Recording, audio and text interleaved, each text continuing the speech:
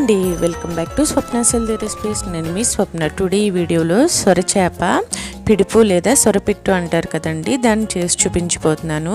ఇది చాలా అంటే చాలా టేస్టీగా ఉంటుందండి. ఈ రెసిపీ ప్రతి ఒక్కరూ కంపల్సరీ ఒక్కసారన్నా తినవలసిందే ఇది.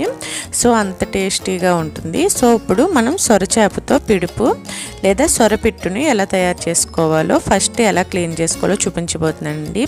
ఫస్ట్ ఈ చేపల్ని మనం క్లీన్ చేసుకోవాలి. క్లీన్ చేసుకోవడానికి సైడ్స్ తీసేసి లోపల ఉన్న చెత్తనంతా సెపరేట్ చేసేసుకుని ఒక 3 పీసెస్ కింద కట్ చేసుకోవాలండి ఫిష్ని. ఇలా నేను చేపలన్నిటినీ ముక్కలుగా కట్ చేసుకున్నాను. సో తలకాయని నేను తీసేసాను. ఇష్టం ఉన్న వాళ్ళు తలకాయలను కూడా వేసుకోవచ్చు. సో ఈ ముక్కలన్నిటినీ వాటర్తో ఒక 10-12 సార్లు అయినా నీట్గా వాష్ చేయాలండి. ఎందుకంటే ఇది బాగా కొంచెం నీచు స్మెల్ కింద వస్తుంది. సో మనం ఒక 12 సార్లు అన్నా కొంచెం సాల్ట్ అది వేసుకుని బాగా వాష్ చేసుకోవాలి. సో ఇలా వాష్ చేసుకున్న ముక్కలు నేను వాటర్లో వేసి కొంచెం సాల్ట్ వేసానండి వాటర్లో. ఆ వాటర్లో నేను ఒక 10 నిమిషాల పాటు ఉడికించుకుంటున్నాను మీడియం ఫ్లేమ్లో పెట్టుకుని. సో నెక్స్ట్ ఇక్కడ నేను మసాలా ప్రిపేర్ చేయడానికి మిక్సీ జార్లో 1 స్పూన్ ధనియాలు, 1 స్పూన్ జీలకర్ర, ఒక 4 లవంగాలు, 2 యాలకులు, 1 స్పూన్ గసగసాలు, 1 వెల్లుల్లిపాయ, కొద్దిగా అల్లం వేసుకుని ఒక పక్కన ఉంచుకున్నానండి. ఇక్కడ ఫిష్ ఉడికిందో లేదో చెక్ చేయడానికి మనం పైన కొంచెం తొక్క తీస్తే ఆ బ్లాక్గా ఉన్న నల్లటి పొర వచ్చేస్తే సరిపోతుందండి. ఒక 8 నుంచి 10 నిమిషాల పాటు ఉడికితే సరిపోతుంది. సో వీటిని ఒక 5 నిమిషాల పాటు సైడ్ నుంచి చల్లారనిద్దాం.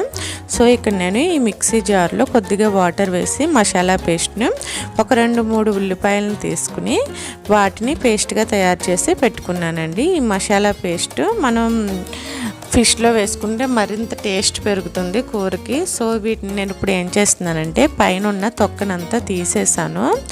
ఇలా తొక్కని తీసేసి ఫిష్ని ఒక 2-3 సార్లు వాటర్లో కడిగి వాటర్ లేకుండా మొత్తం అంతా స్క్వీజ్ చేసేస్తున్నాను, పిండేసాను.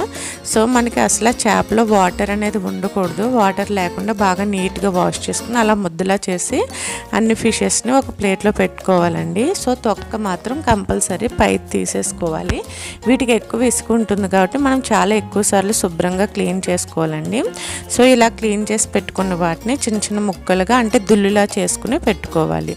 సో ఇందులో ఒక 1/4 టీ స్పూన్ పసుపు, టేస్ట్కి సరిపడా సాల్ట్, ఉల్లిపాయలని పేస్ట్గా చేసి పెట్టుకున్నాం కదండి ఆ ఆనియన్ పేస్ట్, కొద్దిగా మసాలా, కారం ఎక్కువ పడుతుందండి. ఇక్కడ 1 కప్పు వరకు కారం యాడ్ చేసి ఇదంతా వేసుకుని బాగా మిక్స్ చేసుకుని ఒక సైడ్ ఉంచుకోవాలి.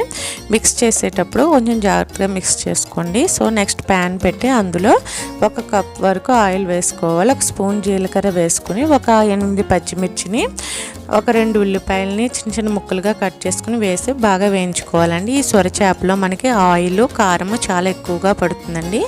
ఆయిల్ కారం కొంచెం తక్కువైనా కొంచెం స్మెల్ నీచు వాసన వస్తుంది. సో జాగ్రత్తగా మనం ఆయిల్ కారం ఎక్కువగా వేసుకోవాలి.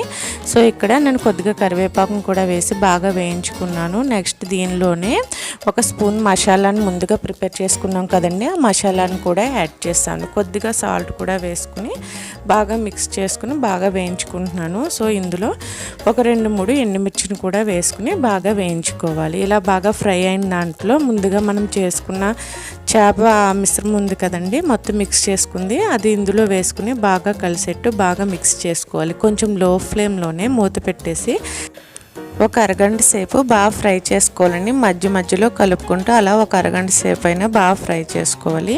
నెక్స్ట్ దీనిలో దించి ఒక 5 నిమిషాల ముందు 1 స్పూన్ ధనియాల పొడి, 1 స్పూన్ ఫిష్ మసాలా వేసి బాగా మిక్స్ చేస్తున్నానండి. ఇలా మిక్స్ చేసుకుని మనకి పొడి పొడిలాడుతూ వచ్చే వరకు సిమ్లో పెట్టుకుని బాగా ఫ్రై చేసుకుని కొద్దిగా కొత్తిమీర వేసుకుని గార్నిష్ చేసుకుంటే ఎంతో టేస్టీగా ఉండే సొరపిట్టు రెడీ అయిపోతుందండి. ఇది చేసిన రోజు కంటే నెక్స్ట్ డే చాలా టేస్టీగా చాలా బాగుంటుంది. మీరు కూడా ట్రై చేయండి. వీడియో నచ్చితే లైక్ చేసి, షేర్ చేసి, కమెంట్ చేయండి. Thanks for watching.